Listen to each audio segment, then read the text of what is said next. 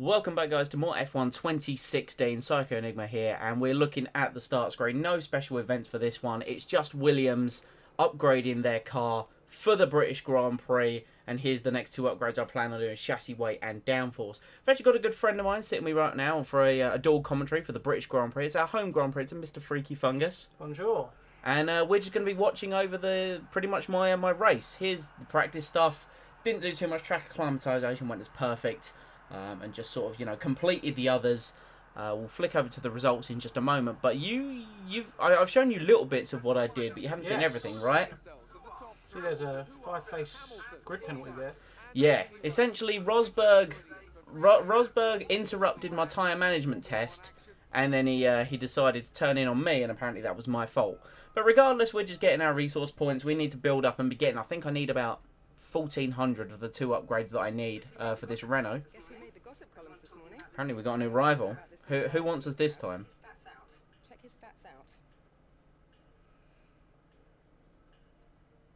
Oh, a bit of Kimi Räikkönen. Kimi Räikkönen, one of my favourite drivers. His heydays behind him, in my personal opinion, but essentially we're looking to move up the grid as we've started to climb.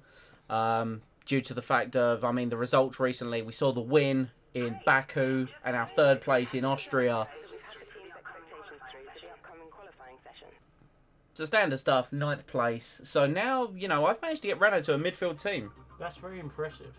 With qualifying, Q1, I stuck with mediums. I probably should have gone for softs in the first run, just on the basis of it was really slow. We just about scraped through to Q2. It did take a second lap effort to get me through there, dicing it up with the McLaren. So Magnussen just behind in 12th place. But bear in mind, we do have a 5-place grid penalty that will be being brought into account for wherever we qualify. So this is the end of the Q3 lap. If you just want to cover the end of this one here, Lee. Yeah, going pretty well by the looks of it. So probably maybe 5th place, maybe. You would think, but I got a really bad run out of Vale, and it meant I only managed 9th.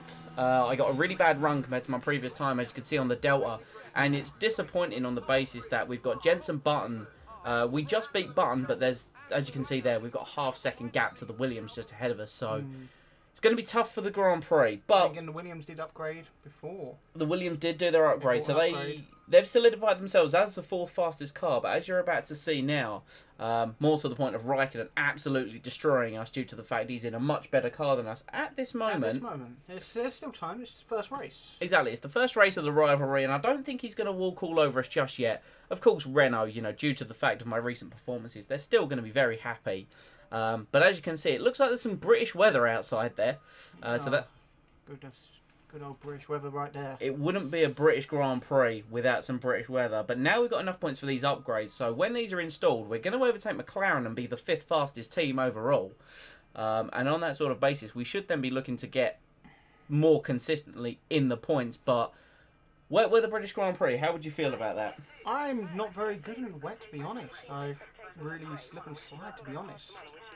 I've found that the F1 2016, it's become more of an equaliser. Like in previous games, especially 2014, I found that, I play on Legend myself, and as you can see here, we're just looking to add another trophy to this cabinet.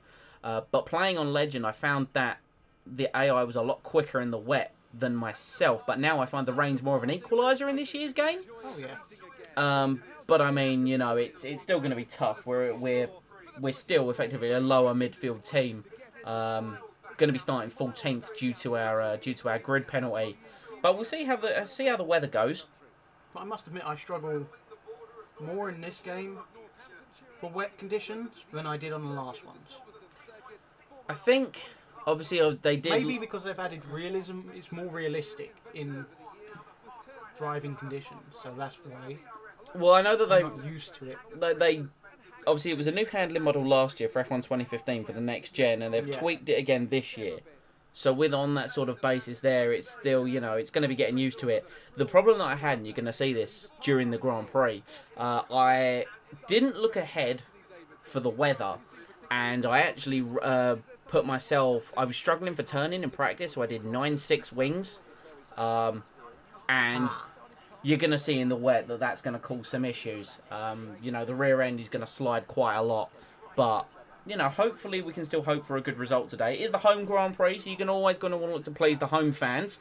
Whereabouts are you in career mode, by chance? I had just finished the British Grand Prix, actually, so I'm at the same point as you now. I think we were playing it earlier. Where'd you finish? I finished first. So you won. So there we go. My aim for this race is to match that. As a British driver in a Renault, in a French team, is to win this race. One-stop strategy. Wet weather, but as you can see up the top, it's going to slowly convert into a dry race. So maybe intermediates later. Possibly intermediates later. I think the most important thing that we're going to have to bear in mind with this race is going to be the track position. Essentially, so on that sort of basis there, it's going to be going by making sure that you're in the right place at the right time, and always more importantly, as you would know with wet weather driving, being on the right tyre at the right time. And the crucial change at the right point. That's it. That can make or break you. Well, you have to get the crossover point right. You know, you can be in the fastest car, but if you don't get it right at the crossover point, you're going to be in trouble. And just look at it. It's monsoon conditions out here. But I had a bit of fun on the start lap. I just wanted to test the levels of grip, and I got myself up into 5th place. Obviously, we're going to slot back to where we should be. And we're going to have the tension build. You know, it's the start line of your home Grand Prix. You want to impress the fans. You want to do well. And it's going to be on the basis where it's getting to the midpoint of the season, which is roughly where contract negotiations usually look to start. So we're going to want to impress some eyes around the paddock here. What are you thinking? Maybe switch up teams mid-season? Or if you had that opportunity, would you change teams? I think Even though all the work you've put into this team. Because that's what really gets me. It's like, it's okay switching teams mid-season, maybe going to a better car. All the work you've put into the car, you feel like you're leaving it behind. And I mean, that's that. I think I wouldn't change teams until Renault won the title, is what I'm referring to. So it is more sort of the basis there where I would like Renault to win, and I want to win a world title. I've won a race, but you know, that race was based upon luck more than outright pace. You know, I sort of lucked into that win. So here we go. We're off the line here. And it is the first corner. It's very slow, very hectic. Very close to you there. As you can see. And we're going to go right around the outside. Now, we're still going to have to be careful. You can see we lost the back end ever so slightly due to the low rear downforce. We're going to slot in cautiously into 8th place. Because it's wet weather. You don't want to go in too hot. Yet it could easily outbrake aquaplane and lose your front wing. So we're going to take these cautiously on these sort of opening laps for wet weather conditions. And I think the strategy here for the most part is I thought I just needed to stick on the rear of guys like Verstappen, purely because they're going to be close up the front. You can see the Ferraris, Daniel Ricciardo, Valtteri Bottas up there. And when it comes to the wet weather, it is just purely the basis of trying to stay attached to them, which as you can see, by the end of lap 2, if this was a dry weather race, we would have dropped back. But we've still clung on. Still holding 8th position. We're still holding 8th. Massa's not really proving too much trouble behind us. We built a couple of second gap to Felipe Massa, and it's just now about sticking to the rear of these guys ahead of us and hoping just that we can either, you know, hope to jump them in the pit stops if the Renault boys are on game today, which I hope they would be, because even though they are a French team, they're still based obviously around the sort of local area. Lewis Hamilton setting the pace with a 1:51.9. We come across, we're only half a tenth slower than the leader.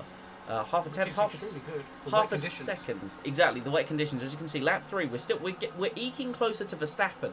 And with his recent actions, would you want to be bold enough to make a move? I mean, especially around Maggots and Beckett's.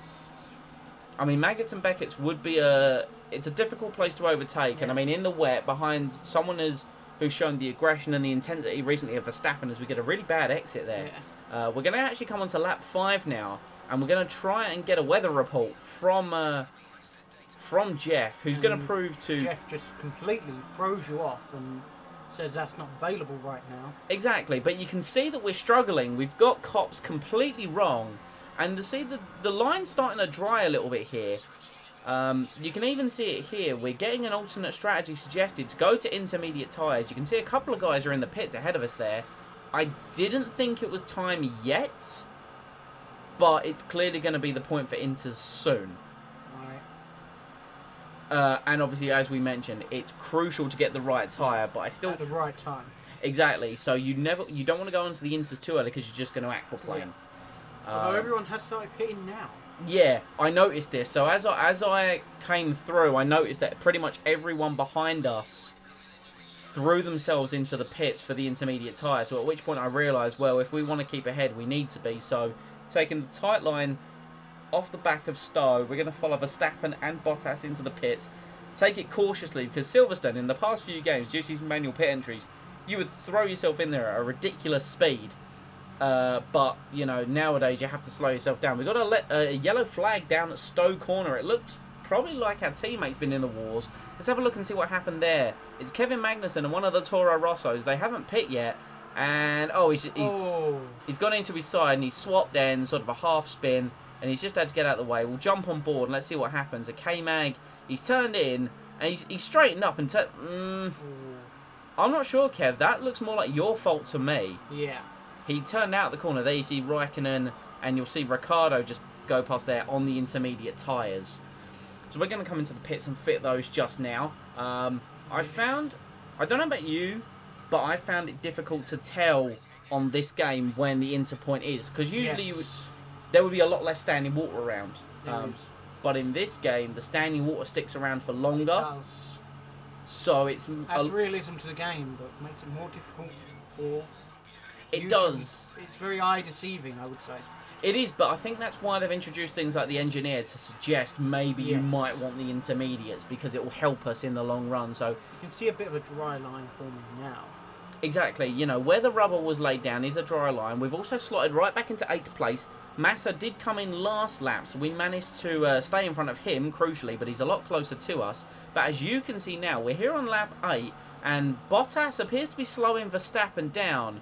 And the car has just come alive in the last couple of laps on these intermediates. We were slowly dropping off the back of them as the wet tyre stint was ending. But you see, we're a lot closer now. Kevin Magnussen appears to be back on his own after his half spin, sort of last place in the Grand Prix. And we're going to try and stick with Verstappen and Bottas here and hopefully look to make a move at some point. Maybe into the club section at the moment. We'll take a half look down the inside. Nothing sticking too much. But it looks as if you have a look again, there's been another incident at Stowe. We jump on board with Fernando Alonso, and it's a Toro Rosso again. If it's the same one, I wouldn't be surprised. Fernando keeps it. I don't know who to blame on that one, but it was a pretty much mirror incident to the one with Magnussen. So as we just had it confirmed with the race engineer, we're sticking behind with only 10 seconds back. We're in a very solid position because if you think about this here, depending on how long this... move, and you slot in nicely there. Yeah, we've gone down the inside of Verstappen. While I was sort of explaining the strategy there, we've slotted in nicely behind Verstappen. Didn't try anything too audacious. We waited patiently and we've slotted in. We're now later on into lap 9 and we're shaping up Bottas. Surely we can't make a move into Maggots and Beckett's. Here we go into the first part. Bottas leaves us the space, and well, that was close side by side in the wet racing. Nice clean overtake. Clean overtakes can be hard to come by. I found the AI are fairly... They do defend. They can defend, but they can be friendly. He left me space, which was fair, but in the wet on that setup, I was waiting for the car to just lose the position. So we did move up into 6th place. We're now looking on the back of a train of Ricciardo, Rosberg, and Vettel, and it's just more again of the same. Trying to keep behind them, trying to fall in as we set the fastest lap of the Grand Prix. And it's more to the point, we're getting to the halfway stage now, and the intermediate conditions don't appear to have let up by any point. So potentially we could be looking at a swap to dries late in the Grand Prix and just sort of like a blast to the end. Magnussen's now out of the race. His terrible, torrid British Grand Prix weekend continues. He's all on his own. I think the Renault engine's going to let go. And there's a massive cloud of steam. Engine failure. I've noticed the engine failures are... very frequent. They're very frequent. You rarely see engine failures in these days in modern F1. No, it's usually electrical, isn't it? Yeah, some kind of electrical, hydraulic, anything like that. But this game has got a lot of failures. I think it would be difficult to simulate maybe a hydraulic failure. So just big clouds of smoke and everyone's happy. You can see we're really close on the back of Danny Ricciardo now, but we lost the back. That was the trouble with the low downforce on the rear end. That dip just between Abbey and the opening infield section, and we can see a few laps later we've dropped back again. Daniel Ricciardo dives into the pits now, Well, Interesting move. Well, it can't be for dry tyres. It's not dry enough for dry tyres yet. So Daniel Ricciardo's in. It looks as if there's another car up ahead of him. I wonder who else has jumped into the pit lane. If we come round here, we'll see that it is indeed Kimi Räikkönen. Our rival is in. Now, we had received notice recently. Jeff had come on the radio and said the rain should be stopped and drying up in the next sort of 10 minutes. And as you can see, Jeff says it's difficult because clearly I think the rain is now, it's just drizzle on the camera. It is. It's certainly not coming down as it used to. We're now on to 17. Kimi Räikkönen disqualified. He's been disqualified. He's not out of the race. He's disqualified. Let's have a look at what happened to the Finn now. As we come round Stowe, this is all like a grab of the replay. Räikkönen's just stopped. If you have a look, he's right front. He's a bit flat. He's got a puncture, but well, he's just sat in the middle of the road. That's not exactly racing driver's conduct. Damage to the side pod as well. Does look like side pod damage and maybe some kind of electrical fault to Kimi Räikkönen. Either way, lap 17, Nico Rosberg pits. We carry on here. So we're going to be taking the lead of the British Grand Prix. I still don't think it's dry enough for dry tyres. What's Rosberg coming in and what is he fitting to that Mercedes car? If we have a quick look now, he's come in. What have they got ready for him? Well, it's another set of intermediates. He can't have surely worn them out already. Well, I think it's more, what kind of strategy would you call this? Surely you would wear the tyres out to the point in which the track is dry, which, let's face it, it's going to be maybe soon. I mean, it's pretty much now. I mean, as you can see here, we're looking for a weather report, and Jeff confirms it to be dry. And as you can see, we're struggling on these intermediate tyres now. So regardless of if they're worn tyres, if they're new tyres, he's recommending new intermediates. He's still recommended intermediates. This is true. As we come further on to the end of the straight, you're going to see a very late call by myself here. We're going to swap over to a set of medium compound tyres. It's got to the point where our tyres are bad enough. We're going to lose time regardless. And I think it's worth, even if we lose time on a set of dry tyres here, if we go to the dry tyres, they will pick up. Whereas if we carried on these intermediates, they're only going to get slower. As you can see, Hamilton carries on behind us. We haven't been told. Usually the crossover point is when it says DRS enabled. Yes. We haven't had that yet. So maybe this is too early. We're going to have to see. We come in. There's going to be 7 laps to the end of the Grand Prix on this set of tyres. We've currently dropped to 2nd. We're going to drop to 5th. I think it'll be 6th by the time that Verstappen sort of comes round. The pit lane at Silverstone is one of the longest and one of the slowest. I mean, look at this. 35, 36. And again, a 2.8 by the Renault boys. Very good. It's not too bad, but you think 2.8... 2.8 maybe 3 years ago was considered lightning fast, but it's become the norm these days. It has. And in fact, I got a pit stop. I don't know if you saw this. I got a pit stop in one of my last couple of races. It was actually 1.9. Jesus. So the Renault boys earned their money today, you know, or on that day. Definitely not today. We'll see how it goes. Tyres appear to be retaining temperature a little bit colder than what I would like, but the track looks dry enough, and all we need to do is just keep heating the tyres. And we will eventually, you know, once they heat up and once they retain their temperature, that's going to be when we're going to look to essentially look to retain the lead of the Grand Prix, because there's no way those other guys are going to be going to the end on those intermediates.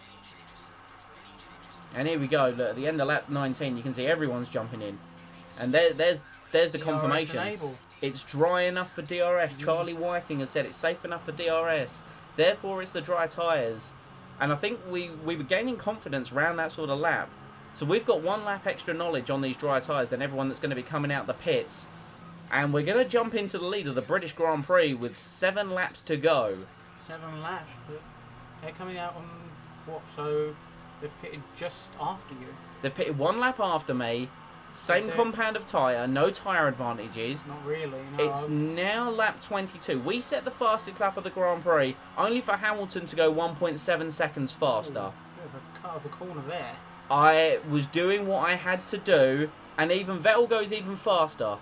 So it's getting to the point now where we can see the Renault still isn't quite there yet on its pace.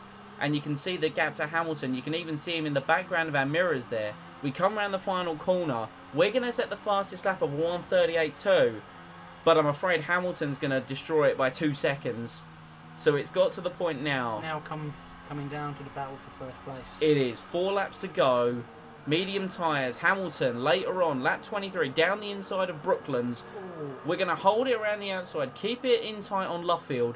No one ever goes around the outside of Luffield. Hamilton's going to run out of room and slip into second place. Unfortunately, though, with DRS on the hanger straight, not really much I can look to do. That DRS does give you a major advantage, I notice, in these games now. It does, and especially he's got the Mercedes power, whereas I've got Renault power, so it's not quite there yet. We're down to 3 laps to go in front of the British fans. And In all Hamilton... fairness, you're holding him off. I'm holding him off for now. Hamilton is on the rampage. Contact. We bang wheels. We still retain the lead, but Hamilton is clearly just there, and it's we've gone deep into turn 1. Place. Well, he wants that win in front of the fans, as you can see now. Look, Maggots and Beckett's, he's right there behind us. So, I mean, it can only go so far. Hamilton's going to look to have a go with DRS down the straight, and he's going to pull out early. We're going to try it. We're going to try and get a little bit of slipstream off him here. Down the inside into Stowe again. He got quite a ways ahead. Left us the room, though. He's going to stick it round the outside. He's going to have the inside line into Club and Vale. This is Vale now. We try for a switchback move, but I'm afraid Hamilton just puts his car in the right place, and he's got us for the lead. There's no real answer. I can't look to close in on him at all. And as you can see, he's just driven off down the road as we get to the last lap of the Grand Prix. So we're going to hold second here. We nearly throw it away at Stowe Corner. But Hamilton wins in Britain. And from 14th place on the grid, we're going to bring the Renault home in second place. Which is the best I've seen a Renault so far. I mean, the win in Azerbaijan was... fantastic. That was brilliant. It was a good win, but it was tainted by the fact Rosberg crashed out and then there was no one left to challenge me. Yeah. I got myself here on strategy, and I mean, Hamilton was just the faster driver at the end of the day. Obviously, he had the equipment behind him, but still second place. It's 18 more championship points, and at the end of the day, you're not going to say no. Exactly. Max Verstappen coming home 6th, bearing in mind we spent most of the early part of the Grand Prix behind him. And that's going to be a happy podium. Might be some boos for Nico Rosberg, because that's apparently become a thing. But, you know, the Brits at the top step, there's a Brit on the second step, and all eyes on us with our big new trophy to add to our collection. We're starting to rack up the silverware. Well, that calls it for the British Grand Prix. Next round we get 2 new upgrades as we head to the Hungaroring, which will mark the midpoint of the season. And it'll be interesting to see where we go around there. High downforce circuit, a lot of medium speed corners. So then, it's time to see how this result affects the Drivers' Championship. It's a good result for Lewis Hamilton, who moves further ahead at the top of the table. Moving on to the driver of the day then. Anthony Davidson, who would you go for? It's a difficult one, but I'll have to go for the Renault driver. There was a lot going on all down the field, but they were the only one who I really felt maximised their potential. On to the constructors then. Mercedes have extended their lead at the top of the standings. After all this drama, you'd be mad not to join us for the next race. We hope to see you then. Take care. So there we go, 4th place. We've got 100 points now in the bag. 2 points behind our new rival, Kimi Raikkonen, who scored nothing today. When we go across to have a look at the Constructors' Championship, you will see Renault are again in 4th place, pulling away from McLaren Honda and really cementing ourselves there as apparently the 4th best team in the 6th best car, as it were.